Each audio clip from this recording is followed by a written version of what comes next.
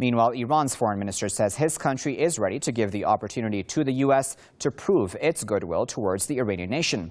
Mohammad Javad Zarif has made those remarks in an interview with Iranian television broadcast late on Saturday. He added that the historic outreach between the two countries is a test for Washington. Zarif stated that Washington must understand that pressure and sanctions are not effective when it comes to the Iranian people.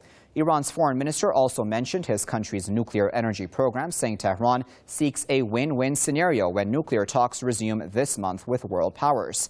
He stressed that any nuclear deal should allow Tehran to maintain its uranium enrichment, but in return provide greater assurances that the program remain peaceful. To discuss that a bit further, I'm joined by Hamid Gulpira, who is a journalist and political commentator who's joining us right here in the Iranian capital, Tehran. Hamid, as always, thanks a lot for joining us. Now, how do you assess Foreign Minister Zarif's statements? Well, I think he was right when he said that U.S. has to make some kind of concession, make some goodwill gesture, because at this point it is necessary. Although I think things have developed in this recent time, this like last week or so, it seems that there is a possibility of some deals on the nuclear issues, sanctions, and all of these, at least, or see some of these problems that Iran and the United States are facing in their relations. So there might be a possibility for some progress.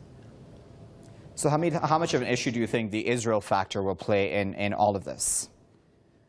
Well, in the United States, all of the politicians, at least the people running for office and who have a chance of winning office, are to some degree or other, they have to play up to the Zionist lobby.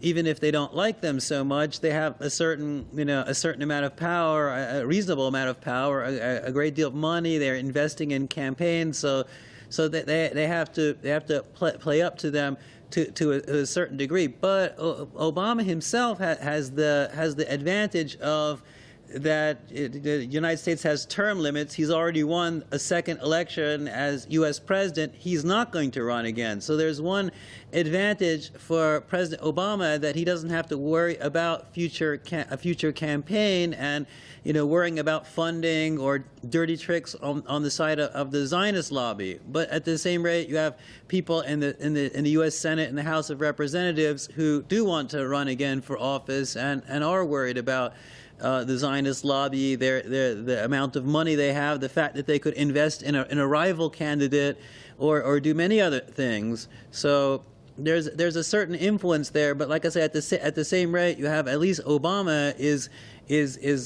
on his last term because of term limits. So he himself is not going to be worried about some future campaign and the necessity for funding and his rivals, the necessity of his rivals not having too much funding from the Zionist lobby. And Hamid, we just have under a minute left. Does that essentially mean that the Iranian government has to be extremely cautious because it doesn't know if any agreement it signs with President Obama, for example, will withstand the test of time with other governments, for example? Well, Obama will be in office until, let's see, 2017 or so. Yeah, if nothing happens such as impeachment or something like that, but he's set to be in office till then. Okay, whatever happens in the future, in the several years in the future, only time will tell. But to have a deal that would be implemented hopefully long before then. And if it was set, and the terms of the deal were being observed and recognized and not violated, whatever new government came in, it would be a very different situation. That if they wanted to say, revert to, I don't know, the Bush administration's tactics or something else, it would be problematic for any government that would be coming in 2017, depending on what happened between now and 2017 in this Iran-U.S. relations. Indeed. Okay, we'll leave it there for now, but of course we do appreciate your insight as always, Hamid. That was Hamid Gulpira speaking to us live right here in Tehran.